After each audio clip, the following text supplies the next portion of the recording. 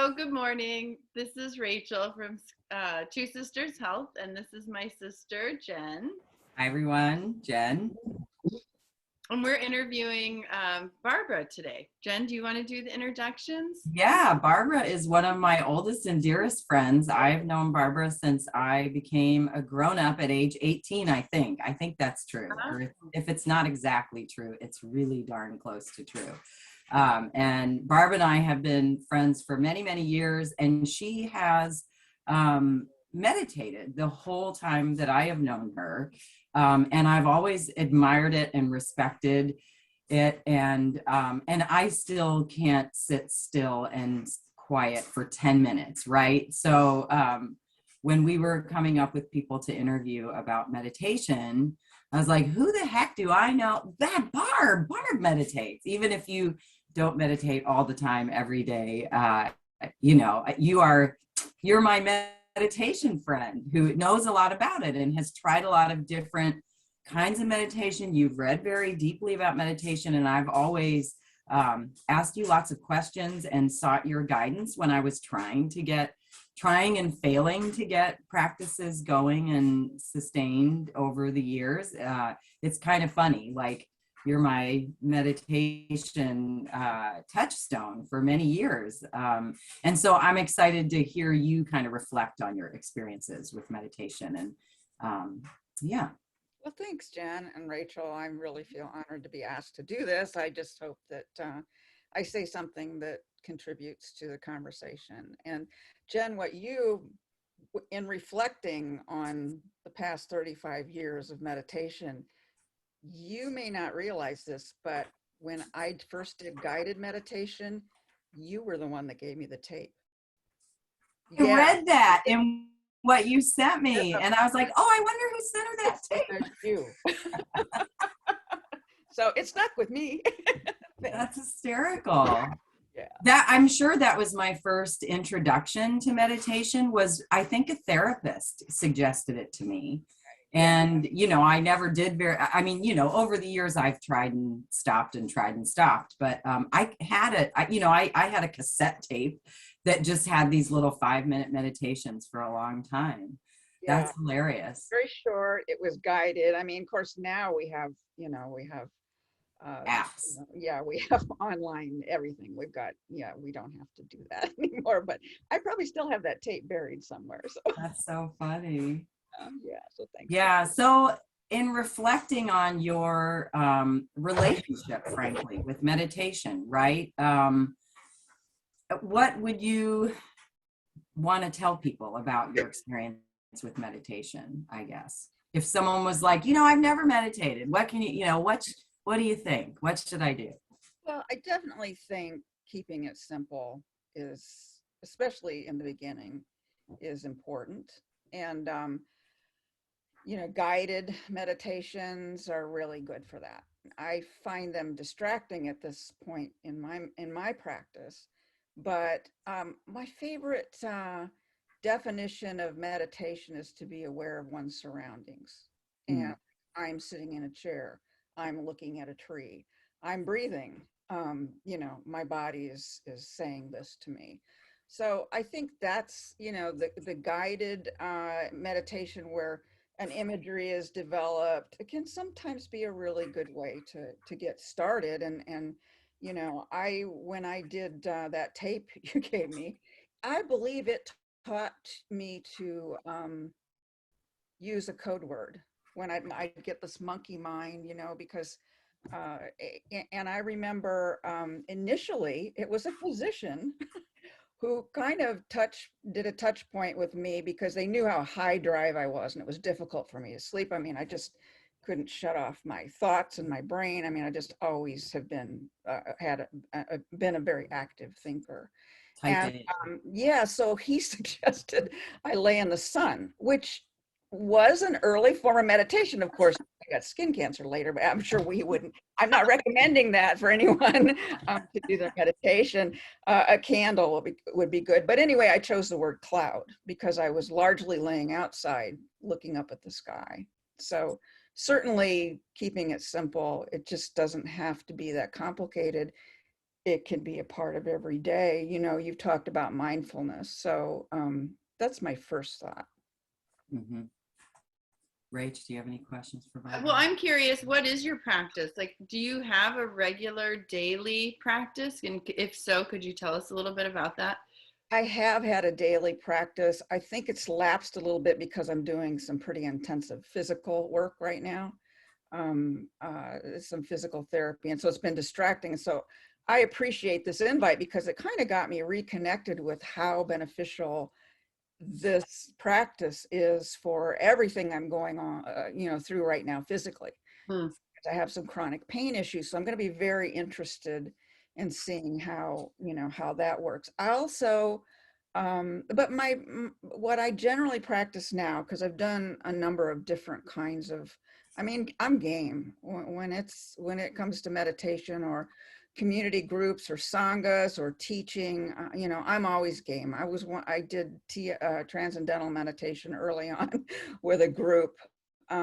We did kind of an Americanized version, so it was more mantra related, but I do love having, that sense of community, and I like that to be a part of my practice, to have a sangha teacher.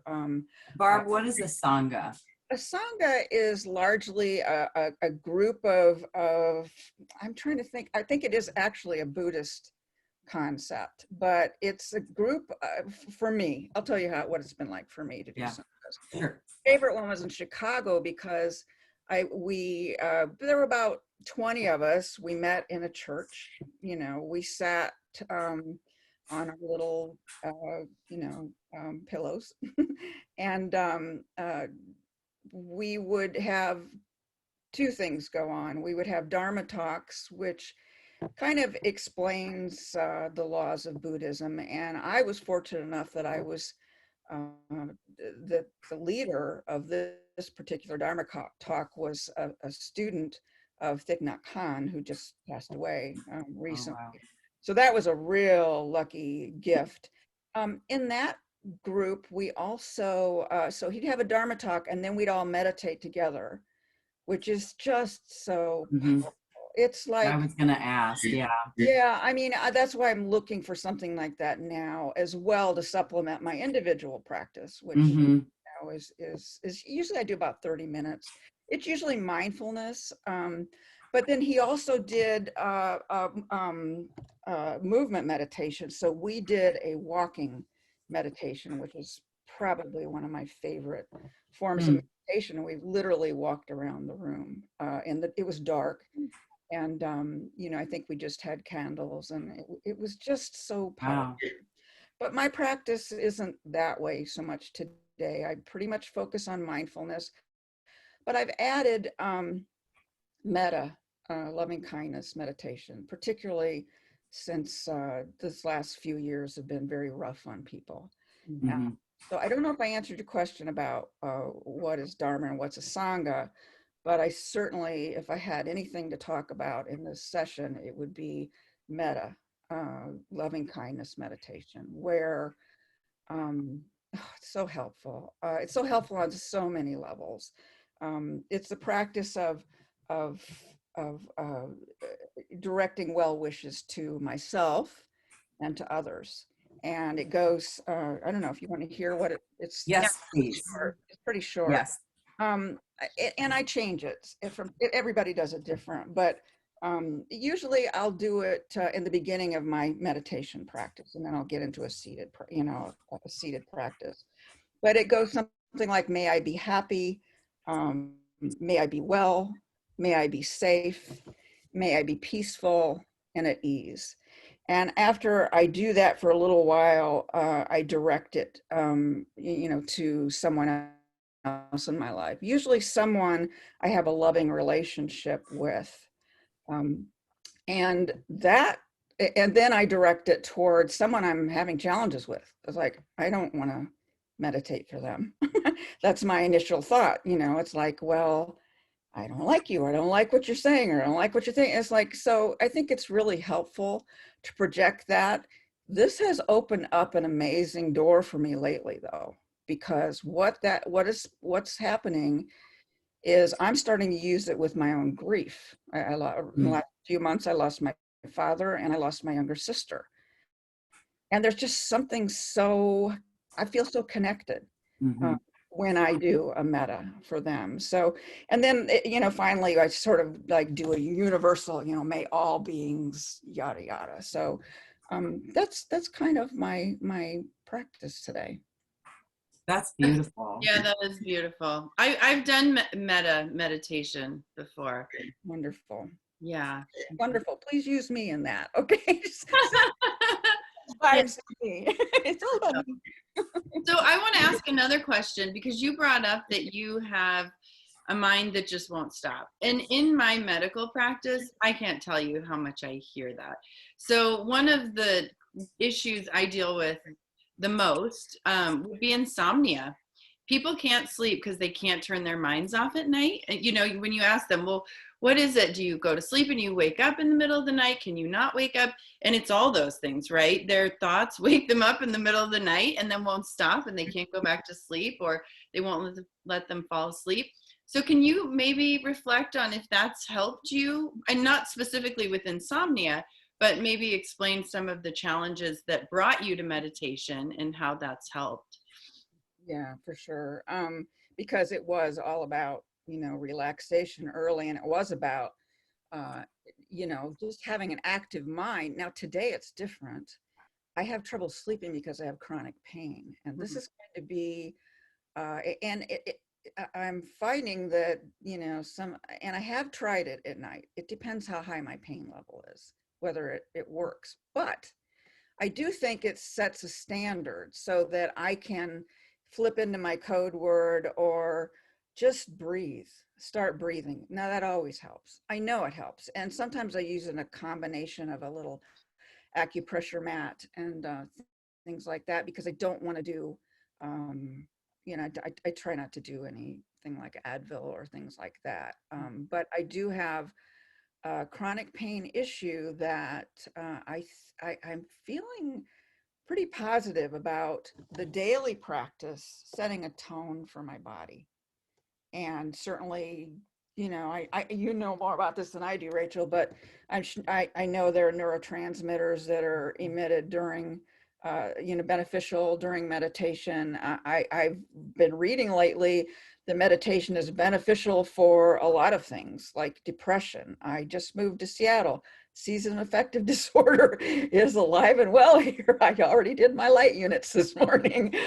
So yeah, I think that for me, it needs to be twofold. I need to make sure I'm engaging in my practice so my body knows to respond to my breathing that way. So it all becomes reflexive and automatic. But how much it's going to work for the increasing level of pain I have because of different neurological and different osteo issues, it remains to be seen. But I can't imagine that it isn't going to be beneficial. I feel very positive about that. So on that, there are some really good studies, you might know about these, where they've taken a control group and had one group that meditated, one group that took pain medications, and then I can't remember if they had one group that did nothing or if there was a combination of both. But basically, it was a big study sample size, and they followed these people for, it was like a year maybe. And the meditation, I think, was 30 minutes a day or something. I'll have to look it up now that we've talked about this. But what they found was that the people who meditated had just as much pain control as the people who took pain pills. Oh, I'm so happy you shared that, because like I said, I get so distracted with physical therapy. I need to make sure I can do my swim. I'm trying to work a full-time job, yada, yada, that I've let this practice slip a bit. And this just reinforces in my mind that this is essential. It's just essential. And I am so grateful you just shared that, because it's always been kind of my inherent belief that that's the case. So we'll give it a run and see if we can make that a reality in my own life. Yeah, well, let us know. Right. It helps. Absolutely. Yeah. Mm-hmm. Yeah. And then there's massage too. So I have to have that too. Mm-hmm. Yeah. That's not. Massage is miraculous as well.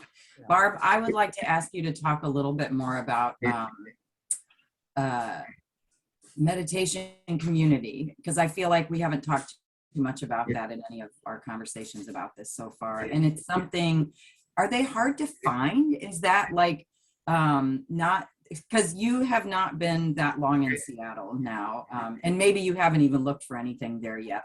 I'm sure that I would be surprised if there weren't meditation communities you could get involved in there. But I'm just curious, you know, because since that's not something I'm familiar with, I actually know that there's a community in, you know, the Portland suburb kind of that I live in and nearby. In fact, a friend of mine and her husband live in these apartments that are part of a Buddhist community of a cooperative. And so, you know, I know that sort of thing exists here. I haven't tried to get involved as of yet, but if you could just, whatever you know about that, whatever your experiences have been with meditation communities.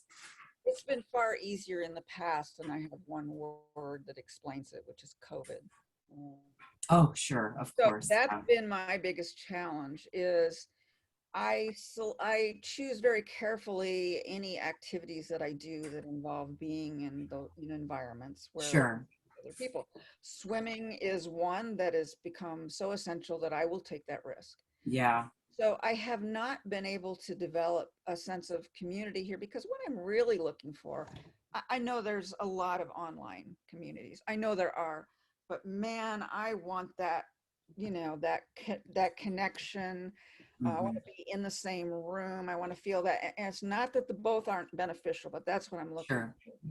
And we do have, as I understand it, and I am looking, we do have a couple of Buddhist groups, and I just have not put as much priority on it as I think I want to. I also want to engage in other activities that extend community and meditation, which is certainly more the movement meditation, you know, doing Tai Chi or yoga or and doing those things in a group setting rather than doing it online. So I'm in a period of adjustment with that. I know it exists. I just haven't really gotten connected here. And Yeah. that's, you know, part of my own inaction. Not so much that, just, you know, focus. What do I? Yeah. And what were your experiences with being part of a meditation community before? Were there other things that the group did together? Was it part of a temple? Not so much. No, as a matter of fact, I think some of them I learned about through maybe a church or you know, Okay. practice that. I think that's how I became how I, you know, got in contact with it, or just friends that I had developed who had of like mind. I have done retreats.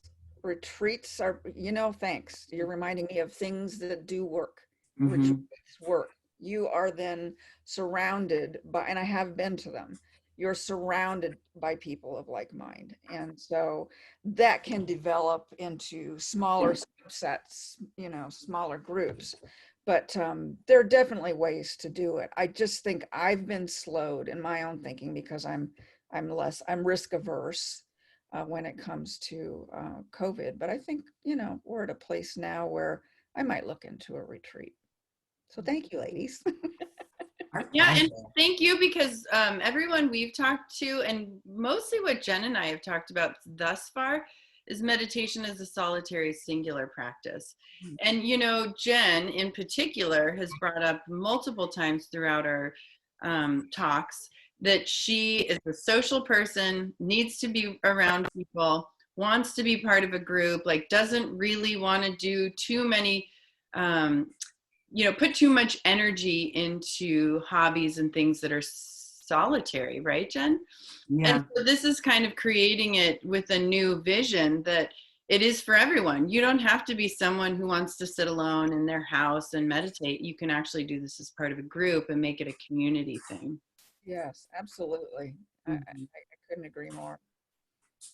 That's been one of the greatest perks of this is just, yeah. And then the fact that it's so amplified. The Uh-huh. energy is so amplified. in a physical group. So, And I think it's easier, right? Like I started meditating during my yoga training, and it was always these group meditations. And I don't want to say pressure of the group because that makes it sound bad. But when you're sitting in a room by yourself at home and you can get up and get a tea or a treat or take a walk or whatever, you might, right? Because you have this ability to. When you're in a room with a group of people who are all there for a reason, and everybody else is committing to it, then all of a sudden you do the hard work that you might not do otherwise. absolutely, absolutely. I find it works that way for fitness classes, dance classes, all of that. I push a little bit harder. I give it a little more attention for longer than I would alone. Yeah. That's meditation too. I mean, it's all meditation really when you think about it. If you're doing mindfulness meditation, but I know in terms of having a solitary practice, it's. I think it's important for me to do both ways. I still would like to add a physical. I mean, I think of swimming actually as being meditative for me. Oh yeah, I could see that. It really has been, but I simply want to have those three legs of the chair. I want to do it individually, I want to do it in groups, and I want to add a physicality, a mobility kind of element, a movement element to it too. Love to find Tai Chi. I've been looking for yoga here. We actually do have a yoga in the park once it finally stops raining, maybe. It never stops raining up here, Barb. Is it raining where you guys are? All the time.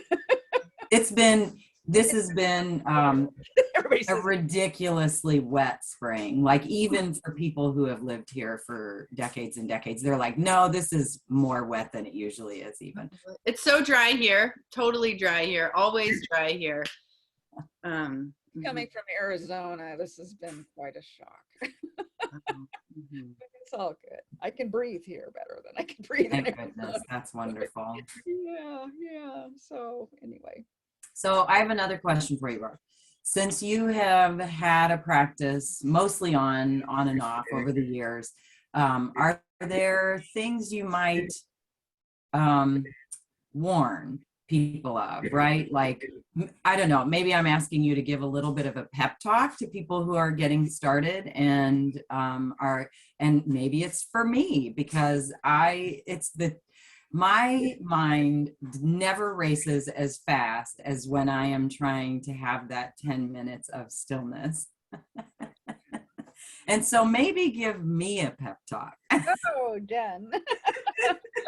I don't know with you. I always feel like I'm teaching the teacher, but not on this topic whatsoever. I just think expectations need to be lowered. I really do believe we need to keep it simple. And I have times where I've got so much going on, I have to do guided. I have to do guided meditation. I flip to a couple of apps that offer teachers who do Dharma talks as well as guided meditation. I belong to a really big group in DC, so I can still benefit from that teacher now online. And I just think, and I also don't get into, now that my body is, I mean, I always used to sit on my little meditation pillow, and I used to do two of them, and I would sit with my knees bent and I would sit, be in a seated position. And I have gotten sort of flack about doing reclining, but I essentially anymore do a reclining meditation. I still fold my legs, but they're usually up a wall. So, I'm laying like this. And I know for a fact that my pain level is just too high. So I don't get worried about that kind of peer pressure, which I know I will experience. A lot of people. Why would anyone give you flack about reclining? Well, if you're with the real cool meditation, they wouldn't. It's probably all in my head because I want to be the perfect yogi. Yeah. But that generally, when you go to a practice in person, they give you a chair if your body's not cooperating. Well, chair doesn't work for me. So that's what works for me. And I will do it. But I think that's really the biggie, just, to make it simple, keep it simple, and just think, throughout the day, be aware of what's around me. And, you know, I don't know, persistence pays off. I don't know what the deal is about, you know, creating a habit anymore. But yeah, yeah. And I try to be self-forgiving too if I don't do it every day, because lately I haven't. But I could always get right back on that. So. Yeah, I missed a couple of days ago. I missed another day. I've been pretty consistent. Rach, do you know what day we're on? I have it on my calendar. What's today, the 29th? 16. Okay, so I've missed 2 Wow. of the 16 I so missed far. 2 of the 16 also. Oh, wow. There- Okay. The code word has been really helpful to me too. After 35 years, What's the code Cloud. word? cloud. It was cloud. Oh, cloud, right. Thank you. For some reason, it's really ingrained. If I start to feel myself drift into, well, what am I going to do about this? Or, you know, it's like cloud. And so that's been helpful to me, but we all have our own methods. So whatever. You know, I have this moment that I go through every day. So I see a lot of patients and I have to stay on a schedule. And it's kind of nerve-wracking to me because I want to give everybody enough time and I want to make sure that they feel like they have they're not being rushed. And so very often when I'm doing the physical exam and my mind starts to go to, okay, you got to be quick, you got a patient waiting and you don't want to throw the schedule behind. And part of that too is because you don't want the people to wait. So I also don't want to not respect people's time. And so I'm trying to be timely. So when I listen to their lungs, it happens every day. I'll think, breathe with them. And I just bring myself back into that space and I calm down and things become expansive again. And I let go of all of that. And I do it pretty frequently throughout the day when I'm listening to people's lungs. I'm still listening, but it's this reminder that it's okay to breathe. You know, you don't have to constantly be go, go, go, because you'll notice when your nervous system switches into that, I have to get things done, the breathing becomes shallow, it becomes quick, and you just kind of lose yourself and the moment. So that's been kind of interesting for me, a work meditation. Absolutely, because the breath is so important and such an integral part of it. And there's so many ways to do breathing. But you reminded me another thing. Some of these guided visual meditations really focus more on relaxing your body, and sometimes those are good to do too. You know, it's just good to go through that series of, okay, tighten your arms, release, tighten, going from one end of the body to the other, and breath work is certainly a big piece of that. So I love it that you've integrated that into your daily life, because yeah, if we don't breathe, we're in trouble. I also want to reflect on one other thing. I was talking to Mom yesterday. So Mom's been doing this with us also. Oh, great. And so we touched a little bit in a previous podcast about how they've checked the brainwave activity of people when they meditate. And of course, they're focusing on master meditators who've gotten it down. But they actually go into this state of brainwave activity that we don't really do any other time during our lives. I don't want to say what it is because I need to look it up, but it has a very good signature to it. The brainwave activity that we go into during meditation, it's somewhere between sleep and wakefulness. It's this in between, and there's a lot of evidence that we're able to rewrite our subconscious during this time. And but anyway, personally, when I meditate, because I've done it enough now, I feel when I go into that. And it's a completely different feel in my body. And Mom commented on that. She's like, it's funny, I haven't meditated in years and I've been doing it and I feel that change in my brain and in my body. And you just kind of like slip into this feeling or sensation and everything is different in your body. And I wonder, Jen, have you felt that yet? So as you're talking, Rachel, I'm going, I don't think I've ever reached that state in my life.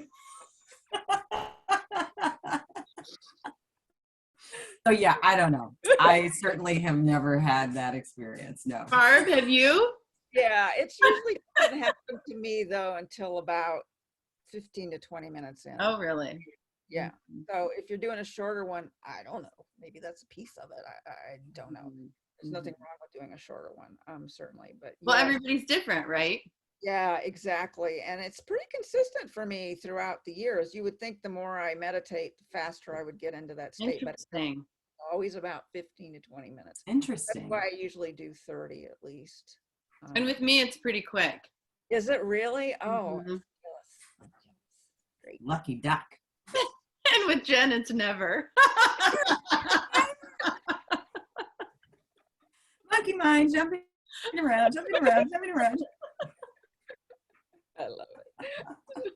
Yeah, it is true. So when you get into that place, your mind stops. It just, Yeah, and if I stay in that place much past 45 minutes, then it becomes a nap. So right, totally. Mhm. it's kind of like this. Oh, but no, I know. I love that. They've done studies because I feel it too. I feel it. Mhm. Yeah. Excellent. Excellent. Well, we only have about 5 more minutes. Is there anything that you would like to add that you feel is real important that might help someone else who, I don't know, doesn't have as much experience as you do with this practice? Well, I just think there's so many benefits to this. For me, I tend to be a very reactive person. And so anything I can do to delay what comes up in my head in reacting to something is of high benefit.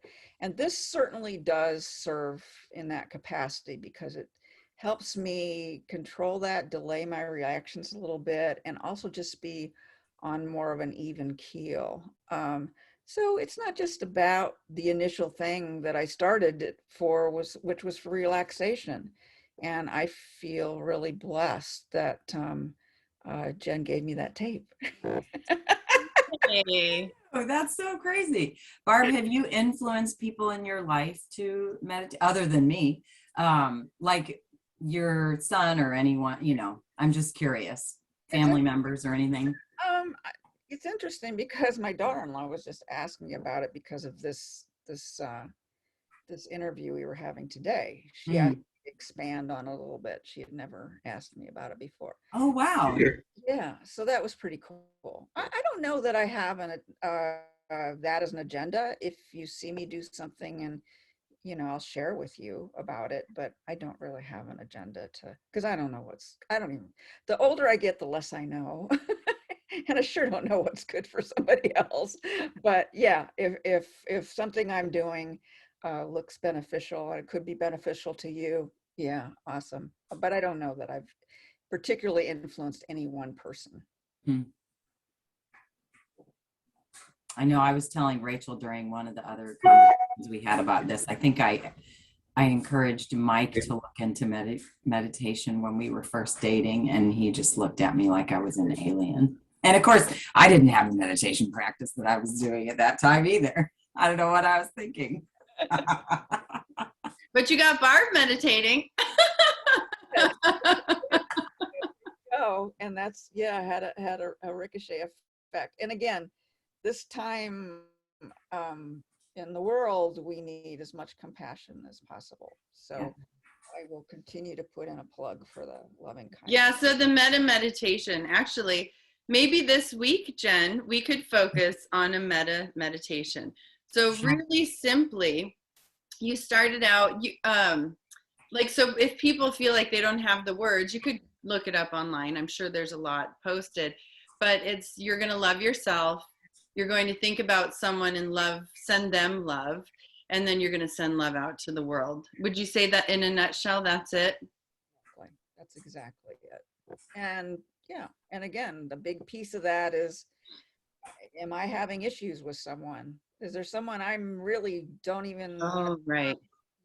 I try to direct it to them. Got it. But it's it's all about